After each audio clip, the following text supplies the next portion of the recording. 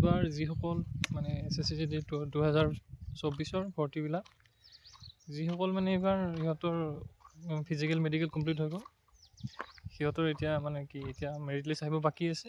সিহঁতৰ আমাৰ মানে CRPF ফালৰ পৰা এখন কোৰ্চ কেলেণ্ডাৰ আহিছে। তাত মানে কেইমান তাৰিখৰ পৰা ট্ৰেইনিং ষ্টাৰ্ট হ'ব, কেতিয়া খতম হ'ব, আৰু কোনটো ট্ৰেইনিং চেণ্টাৰত কিমানজন ল'ৰাই ট্ৰেইনিং কৰিব, CRPFৰ এই গোটেইবিলাক ডিটেইলছ ইয়াত আছে। মই দেখাই আছোঁ আপোনালোকক। এইবিলাক মানে গোটেইখিনি যেতিয়া তোমালোক পাছিং আউট পিৰিয়ড খতম কৰি বেটেলিয়নত যাবা নিজৰ তাৰপিছত কিছুমান সৰু সুৰা কোৰ্চ হয়, সেইবিলাকৰ বিষয়ে এইবিলাক আছে। মেইন আপোনালোকৰ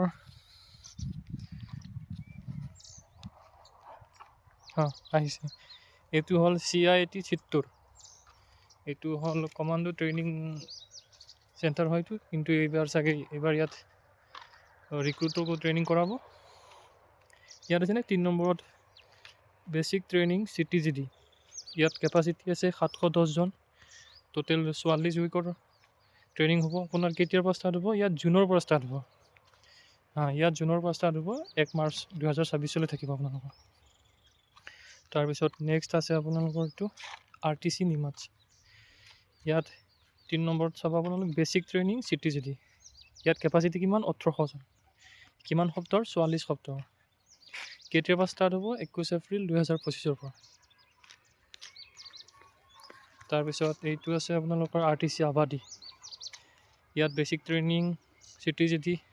ইয়াত 500 জন কেপাচিটি আছে। টোটেল 44 সপ্তাহৰ ওপৰত ট্ৰেইনিং। ইয়াত আপোনালোকৰ ষ্টাৰ্ট হ'ব 21 এপ্ৰিলৰ পৰা মাৰ্চ 2026। তাৰপিছত আহিব এইটো RTC পেৰিংকমা। ইয়াত 3 নম্বৰত বেচিক ট্ৰেইনিং CTGD।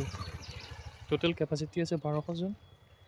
44 সপ্তাহৰ ট্ৰেইনিং আৰু 21 এপ্ৰিল 2025 পৰা ষ্টাৰ্ট হ'ব মাৰ্চ 2026। टाइम कितना हुआ? 5:13। তাৰপিছত এইটো আছে RTC শ্ৰীনগৰ। এইটো বেচিক ট্ৰেইনিং CTGD। ইয়াত 800 জন টোটেল কেপাচিটি, 44 সপ্তাহ ট্ৰেইনিং। তাৰপিছত 21 এপ্ৰিলৰ পৰা ষ্টাৰ্ট হ'ব ইয়াতো। তাৰপিছত এইটো RTC ৰাজগিৰ। এইটো ৰাজগিৰটো বিহাৰত আছে। ইয়াত আপোনালোকৰ বেচিক ট্ৰেইনিং CTGD। টোটেল 1600 জন থাকিব ইয়াত। চেম 44 সপ্তাহ।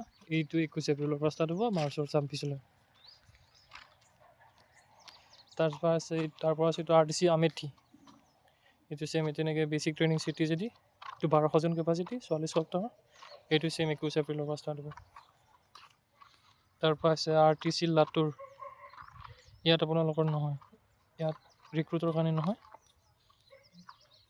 ইয়াত আছে RTC যোধপুৰ। এইটো আছে ৰাজস্থানত। ইয়াত আপোনালোকৰ বেচিক ট্ৰেইনিং CTGD চেম 1600 জন কেপাচিটি আছে, 44 সপ্তাহৰ। চেম 21 এপ্ৰিলৰ পৰা মাৰ্চৰ 26। এইকেইটা ট্ৰেইনিং চেণ্টাৰ ইয়াত দিয়া হৈছে বৰ্তমানলৈ। আৰু হয়তো লাষ্টত যিমানবোৰ ল'ৰা ষ্টুডেণ্ট মানে যিমানবোৰ ৰিক্ৰুট বাকী ৰৈ যাব, সেইবিলাকক ATC ট্ৰেইনিং কৰাব। তাৰপিছত ইয়াত এটাই দেখিলোঁ যে এইটো যিটো ফাৰ্ষ্ট টাইম যিটো ট্ৰেইনিং চেণ্টাৰ আছিলে, কি নাম আছিলে আপোনালোকৰ? চিত্তুৰত অলপ লেট হ'ব ট্ৰেইনিং, কাৰণ ইয়াত জুনৰ পৰা ষ্টাৰ্ট হ'ব, বাকীবিলাকত এপ্ৰিলৰ পৰা ষ্টাৰ্ট হৈছে।